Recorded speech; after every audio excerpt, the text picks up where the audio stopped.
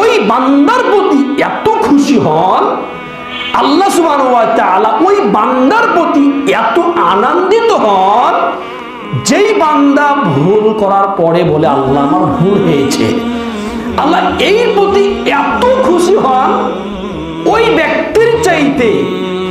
তো এই মরুভূমিতে একজন ব্যক্তির একটা উট হারিয়ে গেছে, আর ওই সমাজে মানুষরা জানে এই মরুভূমিতে যদি আমাদের উট হারিয়ে যায় তাহলে তার মৃত্যু কি নিশ্চিত। কেন? মানুষ মরুভূমিতে যদি হারিয়ে যায় তাহলে মানুষ আর রাস্তা খুঁজে পাবে না। এত বড় মরুভূমি, না দেখলে বিশ্বাস করতে পারবেন না, এত বড় মরুভূমি। তো মরুভূমিতে ওই ব্যক্তি যেতে যেতে যেতে অনেক ক্লান্ত হওয়ার কারণে একটা গাছের নিকটে আশ্রয় নিয়েছে। উটটা গাছের পাশে বাঁধা আছে, উটটাকে বেঁধে রেখে তিনি মরুভূমির প্রান্তে ঘুমিয়ে গেলেন। হঠাৎ ঘুমাতে ঘুমাতে দেখলেন তার উটটা হারিয়ে গেছে। লোকটা নিশ্চিত যে আমার মৃত্যু নিশ্চিত, এত বড় মরুভূমি, উট ছাড়া আমাকে নিয়ে যাওয়ার মতো আর কোনো পরিস্থিতি নেই, আমার মরুভূমি, আমার উটটা হারিয়ে গেল। তখন ব্যক্তি মৃত্যুকে নিশ্চিত করে ঘুমিয়ে গেলেন। ঘুমাইতে ঘুমাইতে অনেকক্ষণ পরে হঠাৎ করে ঘুম থেকে জাগ্রত হয়ে দেখছেন তার উটটা তার পাশে দাঁড়িয়ে আছে। এই ব্যক্তি এত যে খুশি হয়েছে, খুশির আনন্দ চিত্তে একটা মানুষ মৃত্যুর মুখ থেকে যদি বাঁচতে পারে কত খুশি হবে। আপনি জানেন যে এই জায়গাতে গেলে নিশ্চিত আমার মৃত্যু, আর কোনো বাঁচার পথ নেই। ওই মৃত্যুর মুখ থেকে আপনি যদি বেঁচে যান কত খুশি হবেন বলে আপনাকে ভাষায় বুঝাতে পারবো না।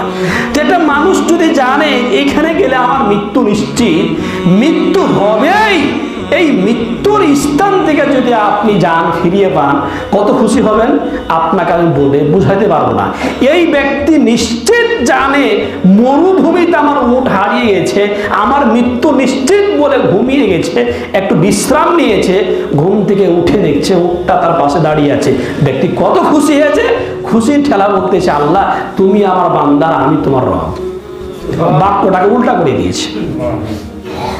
খুশির ঠেলাতে বলতেছে আল্লাহ তুমি আমার বান্দার, আমি তোমার রব, বাক্যটা উল্টা করে দিয়েছে। তো আল্লাহ সুবহানাহু ওয়া তাআলা বলতেছেন আমি তোমাদেরকে, আমার বান্দাদেরকে আমি এত ভালোবাসি, এত ভালোবাসার শর্তে আমি খুব বিপদে আছি। কেন? একটা বাপের যখন সন্তান যখন হারিয়ে যায়, বাপ খুব বিপদে থাকে না খুশি থাকে? খুব বিপদে থাকে। মার কোল থেকে সন্তান যদি হারিয়ে যায় মা যে কত কষ্টে থাকে এই বাক্যটা আমি আপনাকে বলে বুঝাতে পারবো না। ইউসুফ আলাইহিস সালাম হারিয়ে গেলেন, ইয়াকুব আলাইহিস সালামের চোখ দিয়ে পানি ঝরতে ঝরতে চোখগুলা পানি শেষ হয়ে গেছে, এত কান্নাকাটি করেছে। তো একমাত্র মাই বুঝতে পারে, একমাত্র বাপে বুঝতে পারে যে সন্তান যদি হারিয়ে যায় তাহলে এই বেদনাটা, এই কষ্টটা একমাত্র মা বাপে বুঝতে পারে, আর কেউ বুঝতে সহজে পারে না। তো বাপ মাই বুঝে, ইয়াকুব আলাইহিস সালামই বুঝেছিলেন ইউসুফ আলাইহিস সালামকে 20 বছর হারিয়ে কত কষ্টে ছিলেন। তো বাপ মাই তেমনই বুঝে তার সন্তানটাকে হারিয়ে কত কষ্টে আছে। আল্লাহ জানে যে আমি আদম সন্তানকে দুনিয়াতে পাঠিয়ে আদম সন্তান আমার ইবাদত করে না, আমি খুব কষ্টে ছিলাম।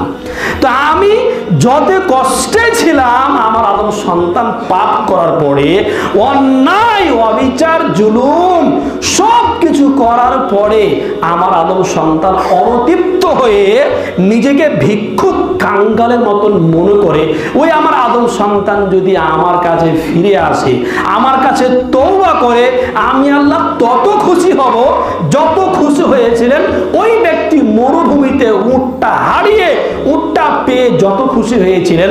আমার আদম সন্তান যদি আমার অন্যায় করার পরে, যদি পাপ অর্জন করার পরে আদম সন্তান আয়েশা আমাকে বলে আল্লাহ আমার ভুল হয়ে গেছে, আমি আল্লাহ ততটা খুশি হব যতটা ওই ব্যক্তি খুশি হয়েছিলেন তার চাইতে আমি আল্লাহ বেশি খুশি হব।